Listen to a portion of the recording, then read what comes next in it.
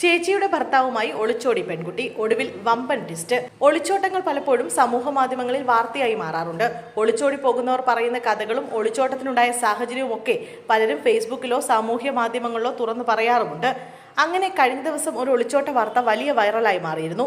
ചേച്ചിയുടെ ഭർത്താവുമായി ഒളിച്ചോടി ഓട്ടോയിലിരുന്ന് ലൈവിട്ട രണ്ടുപേരുടെയും വീഡിയോ ആയിരുന്നു സൈബർ എടുത്ത് വൈറലായി മാറിയത്.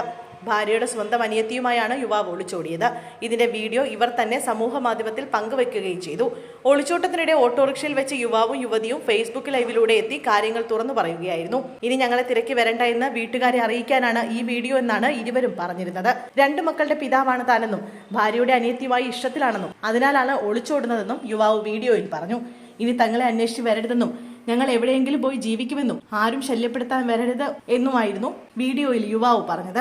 എന്നാൽ ഇപ്പോൾ ഇതാ ഈ സംഭവത്തിൽ ഒരു വമ്പൻ ട്വിസ്റ്റ് ഉണ്ടായിരിക്കുകയാണ്. സംഭവം മറ്റൊന്നുമല്ല, പെൺകുട്ടിയെ ഉപേക്ഷിച്ച് യുവാവ് കടന്നു കളഞ്ഞു എന്ന വാർത്തകളാണ് ഇപ്പോൾ പുറത്തു വരുന്നത്. കാശൊക്കെ തീർന്നു, മൊബൈൽ അടക്കം വിറ്റ് നാട്ടിലേക്ക് മടങ്ങി വരുന്നതിന് മുമ്പ് തന്നെ അവൻ പോയി എന്ന ഒരു ശബ്ദ സന്ദേശം സമൂഹ മാധ്യമങ്ങളിൽ പ്രചരിക്കുന്നുണ്ട്. ഗുരുവായൂരിലായിരുന്നു ഉള്ളത്. ഇവിടുന്ന് പോലീസ് സ്റ്റേഷനിൽ വിവരം അറിയിച്ചു.